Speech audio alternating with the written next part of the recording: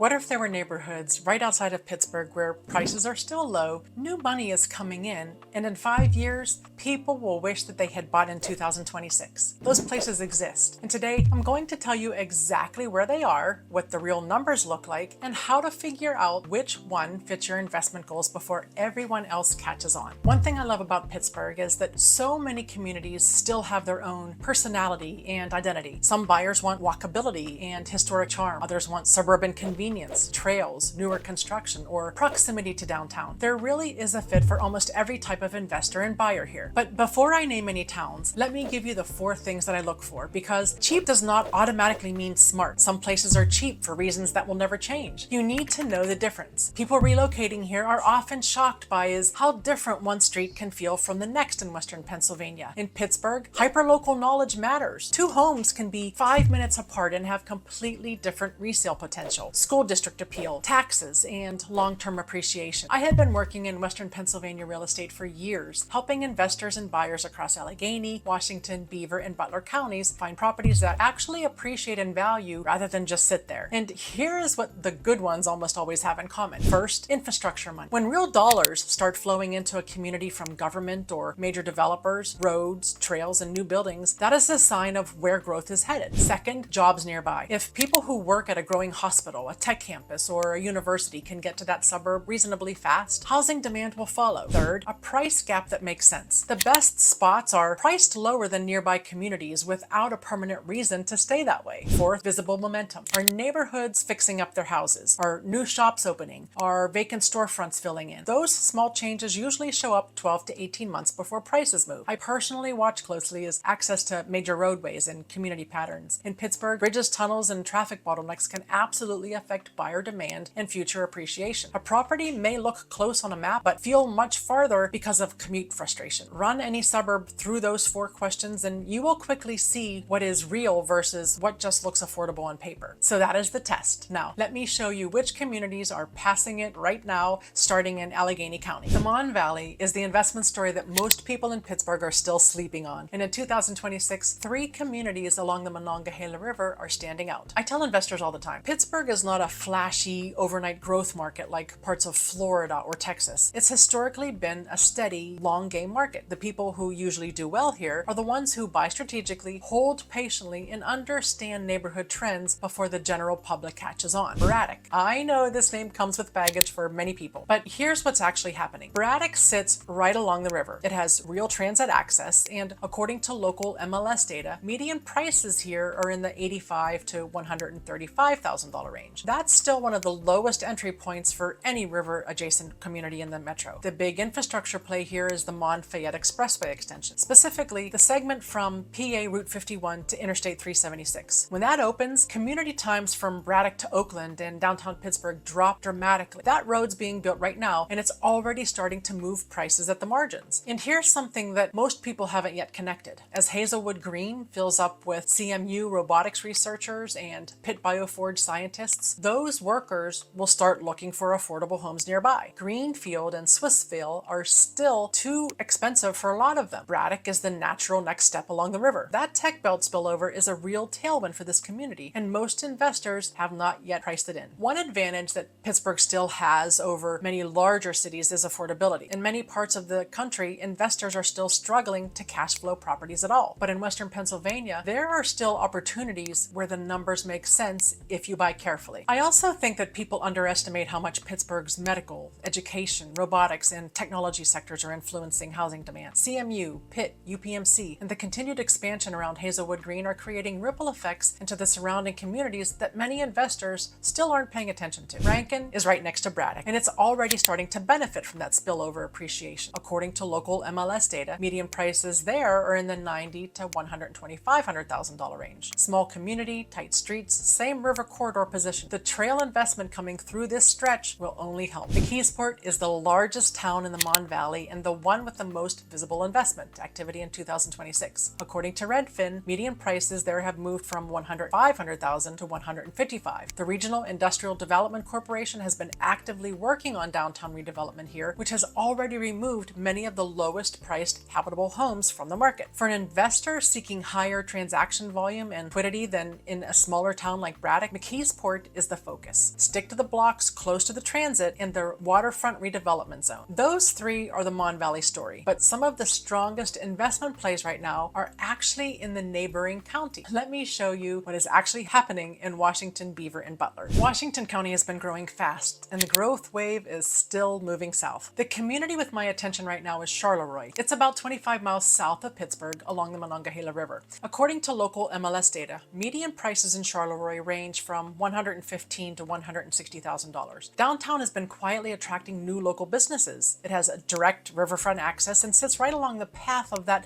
southward growth wave that has already lifted Canonsburg and Peters Township. The gap between where Charoy is priced and where the next tier of Washington County communities is already sitting is real, and it's not going to stay that wide forever. In Beaver County, New Brighton is the one that I keep watching. Median prices here, according to Redfin, are in the $90,000 to $140,000 range. It sits on the Beaver River just north of Beaver Falls. It has its own historic downtown on 3rd Avenue, and on average has better property conditions than many Mon Valley communities. For a rental investor who wants a low entry price without taking on the most transitional risk, New Brighton is a solid middle ground. In Butler County, Slippery Rock of all places, that makes the most sense for a stable rental strategy. Slippery Rock University is the anchor, and here's the thing that most investors don't know. While several other Pennsylvania State University campuses were consolidating or merging in the mid-2020s, Slippery Rock maintained its independence. The state system considers it a powerhouse campus. That matters because it means the tenant demand base is not going anywhere. Rents in Slippery Rock right now are running $1,600 to $1,900 per month, pushed up by a lack of new housing and strong student demand. Predictable tenants, stable income, and a university that is not going anywhere is a very clean investment story. Okay, let me stop here because we've covered the where. What comes next is the part that most investors never get to. How do you actually run the numbers, and what Pittsburgh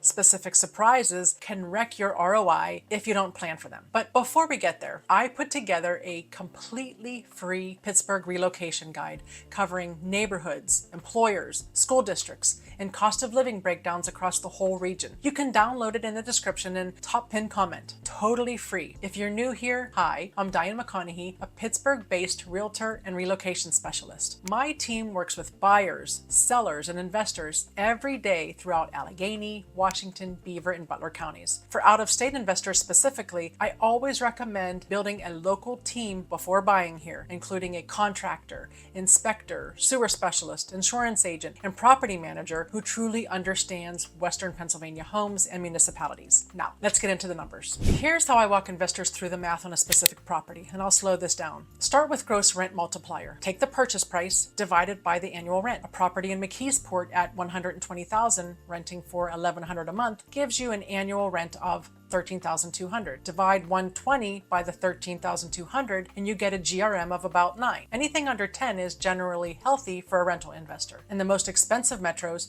GRMs of 15 to 20 are common. Pittsburgh suburbs are at 8 or 9. They're generally strong in comparison. After that, go deeper with the cap rate. That is your net income after all expenses divided by the purchase price. Here's where the Pittsburgh specific numbers really matter. For any property inside Pittsburgh city limits, budget property taxes at 3.5 to 3.8% of the purchase price annually. Between the city, school district, and county millages, plus the court-ordered reassessments in 2025 and 26, 3% is now the absolute floor. In suburban Washington and Butler County properties, the baseline is 1.5 to 2%. But here's the warning. Any purchase that you make in 2026 is likely to trigger a reverse tax appeal from your local school district. They see your sales price, argue assessed value is too low, and if they win, your tax bill jumps within 12 months. Model that scenario before you close. Do not find out about it after. In this rate environment, a 7% cap rate is genuinely a high performance deal. Most investors in bigger cities are settling for 4 to 5% right now. If you're finding properties in these Pittsburgh suburbs that pencil out at 7% or above using real local tax numbers, that is a strong deal by any 2026 standard. Now, maintenance. According to Angie's home spending data, older Western Pennsylvania homes now run $11,000 to $13,000 per year in maintenance costs, up more than 20% since 2024. Budget 10% or gross rent or reserves on top of everything else. And here's the Pittsburgh reality check. It is rarely the roof that gets you. It's the retaining walls and the 100-year-old clay sewer pipes. Those are the two things that show up on investment properties here more than anything else, and both can run deep into 5 figures fast. Another thing thing unique to Pittsburgh is our older housing stock. Many homes here were built 70 to 120 years ago, so inspections matter tremendously. A home may look cosmetically updated online, but underneath you could still be dealing with old wiring, galvanized plumbing, retaining wall movement, or sewer line issues. Always do a sewer scope before you close. Sewer line repairs in Pittsburgh now run $8,000 to $32,000 depending on what they find and what 2026 municipal compliance codes require. Catching that before closing is the difference between a deal and a disaster. You know where to buy and how to check the numbers? The last piece is knowing how you would get your money back out, because good investment needs a clear exit from day one. Exit one is appreciation and sale. Buy in Bradic, Ranken, or Charoy, hold for 5 to 7 years as the Monfayette corridor opens and prices rise, then sell. According to the National Bureau of Economic Research, neighborhoods near major institutional investors have shown appreciation 10 to 18% above the market over 7 to 10 years. That is the benchmark for this play. It takes patient capital and a long horizon, but the fundamentals behind it are real. Exit 2 is BRRRR. Buy a home that needs work, renovate it, rent it, refinance at the new higher appraised value to pull your renovation money back out, then repeat. Pittsburgh's older housing stock in these markets is ideal for this strategy because entry prices are low and there's real equity to unlock through a good renovation. Just get actual contractor estimates before you close. And make sure your lender is comfortable with the refinance in a market with few comparable sales. A local agent who knows the specific community is genuinely valuable here. Exit 3 is long-term cash flow hold. This is the Slippery Rock and New Brighton play. The appreciation upside may be slower, but rents are steady and the tenant pool is predictable. A property near Slippery Rock University renting $1,600 to $1,900 per month, purchased in the $140,000 to $170,000 range, can produce cash-on-cash returns of 8 to 12% depending on your financing. That kind of stable university-backed income is exactly what long-term hold investors are looking for in 2026. Decide your exit strategy before you buy. Everything else, the neighborhood, the property type, the condition, the financing,